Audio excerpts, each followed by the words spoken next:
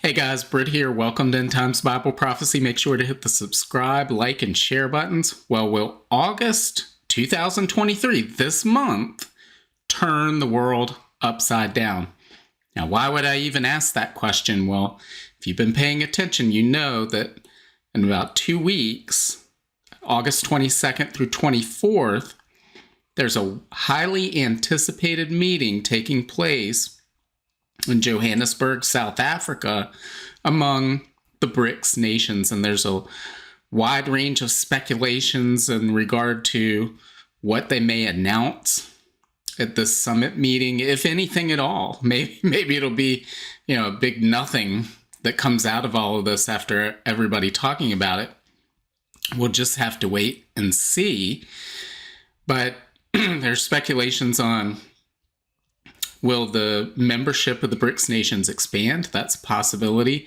We know several nations have expressed their interest in joining BRICS. But of course, the big agenda item everyone is anticipating is the announcement of a new currency by the BRICS nations. In particular, will that currency be backed by gold? Now, we're going to talk about what would happen if that is the case. And I think if that is the case, it will radically turn the world upside down. And we're going to talk about why that is. But guys, even if they don't do that, and they never do that, the world is still going to be turned upside down economically and geopolitically. Why? How can I be so certain it's going to happen anyway? Well, because it's already happening. And we're going to look at what is happening in this video, why it is such a big deal, and how, based on what may or may not happen at this meeting, if they do announce a convertible gold-backed currency at this meeting, and what does that mean? What does that look like? It would just facilitate that and make it happen so much faster. So, what are we talking about? What could happen, and why would this turn the world upside down? Well, one thing that they could do, and I have no idea what they're going to do, but I will tell you what I would do is these nations is simply take gold. You would create some sort of depository somewhere, maybe a neutral country like Singapore, or you could set up depositories in each nation, each BRICS member nation. And you put gold into that depository in exchange for blockchain-backed cryptocurrency on the distributed ledger that everyone can see publicly, so that they know that the gold that is in that vault matches the gold, is equal to the gold that is in that digital currency unit. And of course, you could make those vaults or depositories inspectable upon demand by the other member nations. And then the blockchain would make the currency units publicly viewable. And here's the key, guys. This is what will, if this happens, this will radically transform the world. If you can exchange those digital currency units for physical gold. You can hear my daughter laughing in there. She must think it's a crazy idea. But we have fun in this house, so that's why she's laughing. But anyway, if you can exchange those currency units for physical gold, and then, of course, turn in gold if you so choose in exchange for the digital currency units, then we would have an actual gold-backed currency. And here's one of the key things, and I don't even know that this is what they're aiming to do, but it's a feature that could be done. If you do that, well, then you get rid of one of the big inconvenience factors of using gold and silver and copper coinage in the past, which is, well, it's hard to lug this stuff around, and if you're making multiple transactions among parties, they've got to shift where this gold goes. You got to move it from this place to this place. But you won't have to move the gold at all under this system, as long as you know you can claim it when you want it. And so people could actually trade fractions of gold. Let's say you got 1 BRICS unit for every gram of gold that was deposited in the vault. And then you could trade fractions of that gram of gold, meaning, let's say you wanted to buy, some Tic Tacs, right? Or some chiclets. You could actually trade a fraction of a fraction of a fraction of a gram of gold for those chiclets or Tic Tacs. There's no limit to how much you could divide that gram of gold, because you don't have to physically divide it, and you would have instantaneous transfer of payments. And then whenever the gold needs to be claimed, you wouldn't be able to go in and claim a fraction of a gram, but at some point, whether it's grams of gold or ounces of gold or however they would divide that up, you could go claim it. Okay, so let's say they do this. Why is this a big deal? Well, this is a big deal because the Achilles heel of the Western financial system is the fiat currency regimes that are set up. The US dollar, the pound, the euro, the yen, really every currency in the world is a fiat currency right now. Meaning, so what does fiat currency mean? Well, it means it only derives its value because the government says it has value, and people ascribe value to it as a result, but it's just pieces of paper or ones and zeros in a computer system. There's no limit to it. There's nothing holding the quantity of that currency in check. And what we found, of course, is that when you give governments that power, they simply print and spend. They increase the amount of that currency, and that causes inflation, which is why the dollar's lost 98% of its value in the past 52 years since Nixon closed the gold window. So why is this the Achilles heel? Well, because the United States, following Nixon closing that gold window, set up what was known as the petrodollar system, which meant that in exchange for protection of the Saudi royal family by the U.S. military, OPEC agreed to only trade their oil and natural gas in exchange for dollars. And this has helped drive up demand globally for dollars and has helped prop up the dollar and made the dollar what we call the world's reserve currency. And many people are claiming that BRICS could take away that reserve currency status. But I don't think that's really what would happen. We'll talk about that in just a moment. I think there's something even worse than that could happen that we're going to look at in just a moment. But what would happen, again, if they came out with this? Well, the dollar, the yen, the euro, the pound, all fiat currencies, even the fiat currencies of the BRICS nations, would decline in value relative to gold and the new BRICS currency, which would essentially be gold. It would be a digitized form of gold. It would also decline relative to other commodities. And we haven't even discussed yet what happens if the OPEC nations, which we know have all expressed an interest in joining BRICS. We know that the United Arab Emirates, Saudi Arabia, are two of the countries that are widely believed to be some among the next countries to join the BRICS nations. What happens if those OPEC companies or the other nations within the BRICS alliance say, we're only trading our commodities from now on for this new BRICS currency? So United States, Europe, Japan, all you other nations, if you want oil, if you want natural gas, you're going to pay for it with this BRICS currency. Now, you can print your own fiat currency and exchange it for the BRICS currency if you want, but you're going to pay us. This would drive up energy prices for those paying with fiat currencies. And again, it would even inflate the currencies, the fiat currencies of the BRICS nations, but they will also be holding gold and BRICS currency at that time, which will rise in value relative to the fiat currencies. So it put them in a stronger position. Plus, many of the people within the nation, these BRICS nations, they have gold themselves. So it increased the purchasing power of their citizens. So, and all of this, what it would do is it would weaken the United States and its allies in the face of the conflict we now see going on between Russia and Ukraine, which is really Russia and the BRICS nations against Ukraine and NATO.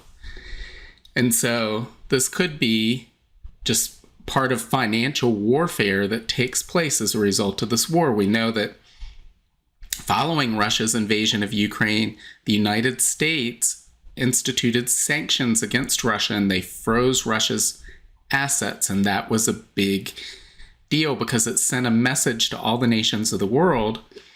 Well, these aren't really your reserves. They belong to the United States, and they can use them. They can weaponize these reserves against you. And so that's driving them to do something.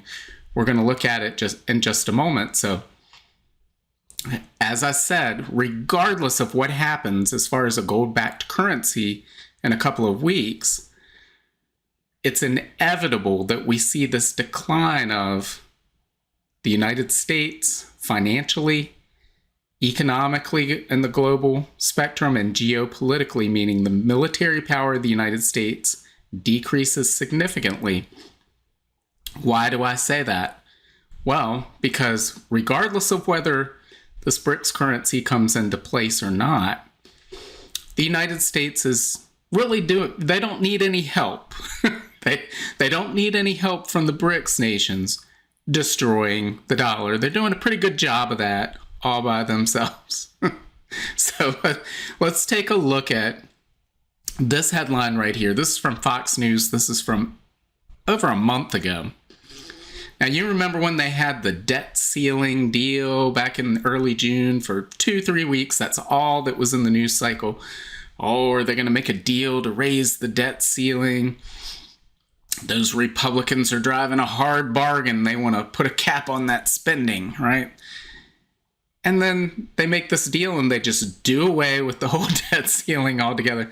Oh, you know what? There's not even a debt ceiling. We're not going to raise it. We're just going to do away with it. And we're not even going to talk about it again until after the next election. So surprise, surprise, what happens? Well, we see here federal debt explodes by $1 trillion with a T, guys. Federal debt explodes by $1 trillion in the 5 weeks since the deal suspending the debt ceiling limit became law. The national debt now sits at $32.47 trillion. They put that number because it was $31.47 trillion when they were having the talk about the debt ceiling limit. And of course now it sits at 32.7 or 32.8 trillion, something like that.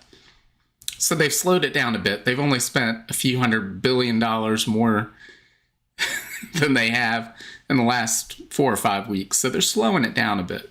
But again, the United States is doing its best to destroy the dollar without any help at all from the BRICS nations, regardless of whether there's any sort of gold-backed currency. And so we come here and we can read this tweet by Lisa Abramowitz. It says, U.S. interest expenses have surged about 50% in the past year to nearly $1 trillion on an annualized basis. So before we're looking at, okay, well, in 5 weeks' time, they added an extra $1 trillion to the national debt. But now we're at a point where the interest on the national debt is over $1 trillion a year. Because again, they've been raising interest rates over the course of the past year. And many people don't realize, but the national debt is financed on about a 5-year basis. So within a 5-year period, the entire national debt gets rolled over and refinanced at new interest rates. So already we're at a point where the interest payments on the national debt exceed $1 trillion. Expect that to continue to go higher for at least another 3 years as this debt rolls over. I doubt we get to that point with the rates we currently see, but without something significantly going wrong, which I believe that's exactly what we're going to see. But guys, this is unsustainable. It's absolutely unsustainable. So again, this debt is just going to continue to mount, and that'll drive the interest payments even higher, which drives the debt higher. But if they lower the rates, well, then what does that do to inflation? So again, we're coming to the end of this system. The dollar is about to blow up all by itself. We don't need a BRICS currency to do that. And again, I'm certain that this is going to happen. Why do I know that? Well, let's look at this. We've talked about some of this in the past. But this says why central banks are buying and selling gold. It says the People's Bank of China boosted gold reserves to 2,076 tons from December to May, adding to a trend of central banks increasing gold purchases. Emerging market banks have been buying gold to diversify away from the dollar since it can be swapped into any currency. So think about that, diversifying away from the dollar, this de-dollarization process. Central banks bought a staggering $70 billion of gold in 2022, the most since 1950, as heightened macroeconomic and geopolitical uncertainty drove governments to accumulate the precious metal. So guys, regardless of whether there's a BRICS gold-backed currency, you don't need one to destroy the dollar, because you know what already exists? Gold. And already, for some time now, we've seen the central banks of the world accumulating gold, and feverishly so since the war in Ukraine, since those sanctions were instituted, since inflation started to take off, with all the pandemic spending bonanza that took place in the United States, the lack of fiscal restraint we see when they just eliminate the debt ceiling and spend $1 trillion more than is collected in taxes in just a 5-week period. The nations of the world are looking at this and they're saying, is this really what we want to hold as an asset? And again, earlier we talked about the dollar is the world's reserve currency, and I said that wasn't where people should have their focus. Instead, they need to have their focus on the dollar or the U.S. Treasury as the world's reserve asset. It used to be the case that countries that would trade in dollars, they would take their excess trade surplus and they would invest that in U.S. Treasuries. And that was considered a Tier 1 reserve, very strong, it would pay you interest, and that's, as good as gold, so to speak. Well, we now know that's not the case, and countries have been divesting themselves of U.S. Treasuries, and what have they been accumulating instead? Have they been going out and getting rubles and rupees and yuan? And no, they haven't been doing any of that. They've been accumulating gold, because gold can't be printed by any government. It maintains its purchasing power. It's a real store of value. And as this article mentioned earlier, with gold, you can turn that into any currency that you want, anytime you want. It's a liquid market.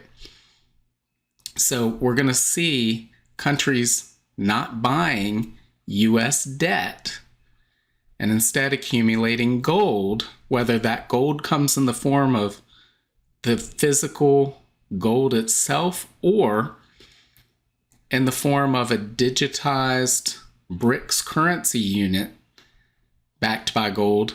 Either, it doesn't really matter in the end. Now, the process of the death of the dollar and other fiat currencies could be accelerated by digitizing gold through a new BRICS currency. But regardless of whether that happens or not, the accumulation of gold as the new reserve asset, which used to be the way the world worked, guys.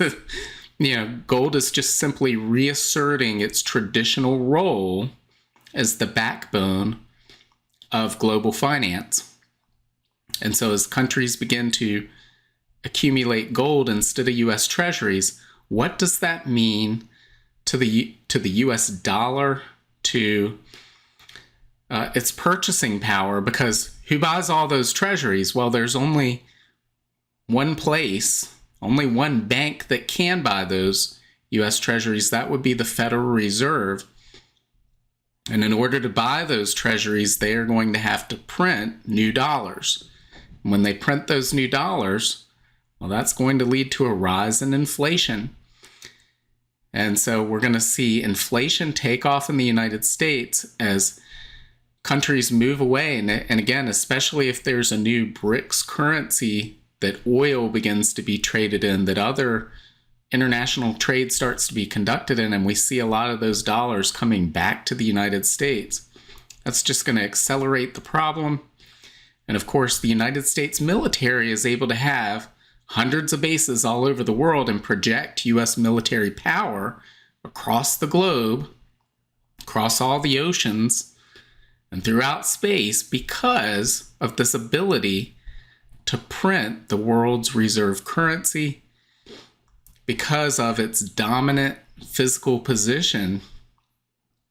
But guys, that is very quickly going away. We're seeing the United States lose that power. Again, what does that have to do with Bible prophecy? Well, I believe that it has to do with, we don't read about the United States in the end times, which means the United States has to decline as the superpower it is today and has been for the past several decades for the end times to start to play out. And so we're starting to see that. I believe we're at the beginning of that. When all this is said and done, the United States military will be a fraction of what it used to be. And the United States as an economic superpower will be, well, just in the history books, really. And I hate to say that, but I'm just telling you what I see going on in the world today. Again, the BRICS nations, if they digitize this currency, if they create a digital currency backed by gold, convertible into gold, that could change the entire world. It could turn the world upside down. So we'll be paying close attention to this a couple of weeks from now when this conference takes place. We'll see what's going on. We'll do an update and we'll go on from there and see what happens. So what do you think? What do you think is going to happen? Leave your comments below. I'm going to end this video before my voice completely gives out. But make sure to leave your comments below. Hit the like, share, and subscribe buttons. And God willing, I will see you on Monday. Bye.